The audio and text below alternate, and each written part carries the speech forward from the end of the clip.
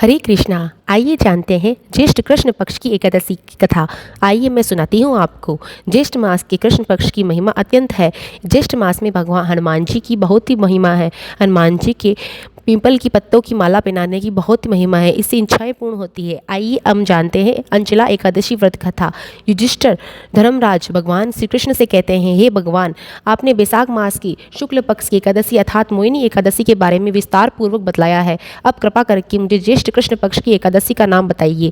यह किस था, उससे क्या फल मिलता है, ये भी बताइए। भगवान श्री कृष्ण कहते हैं, हे राजन, ज्येष्ठ मास के कृष्ण पक्ष की एकादशी अंचला एकादशी है तथा अपार एकादशी दोनों ही नाम से जानी जाती है, क्योंकि अपार धन देने वाली है, जो मनुष्य के व्रत को करते ही संसार की प्रसिद्ध हो जाता है। इस दिन भगवान त्रिविक्रम की पूजा की जाती है। भगवान त्रिविक्रम के भगवान विष्णु के ही नाम है। भगवान विट्ठल और बालाजी के दर्शन होते हैं।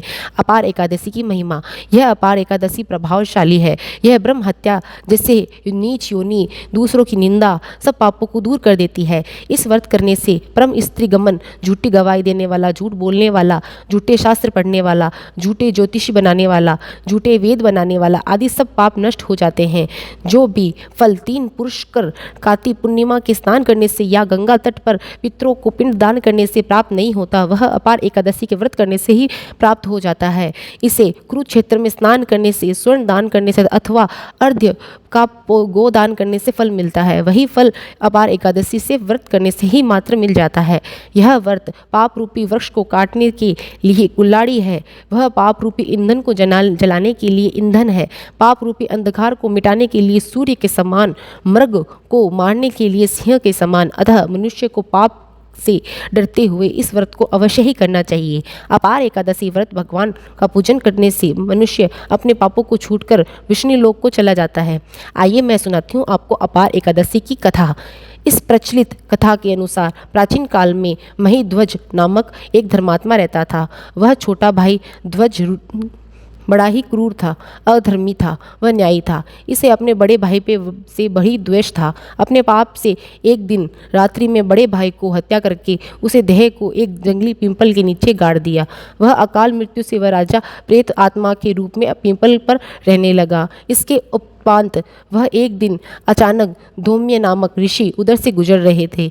उन्होंने प्रेत को अज्ञान चूक से ही देखा और तपोबल से उसके अतीत को जान लिया। अपने तपोबल से प्रेत उत्पान का कारण समझा।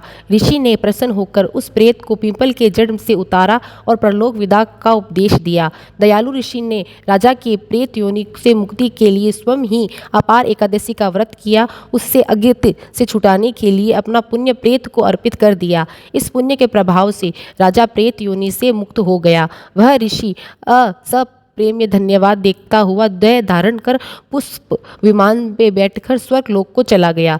हे राजन, यह अपार एकादशी की कथा मैंने लोकहित के लिए कही है। इसे पढ़ने व सुनने से मनुष्य सब पापों से छुटकारा मिल जाता है। इसलिए अपार एकादशी का व्रत जरूर ही करना चाहिए, जिससे हमारे मनुष्य के मन में कोई भी पाप हो वह निकल जाए और दूसरों के लिए वह अधिक से अधिक पुण्य दे सके। यह अपार एकादशी की व्रत कथा मैंने आपको सुनाई है, इसलिए इसे ज़्यादा से ज़्यादा शेयर करें। धन्यवाद।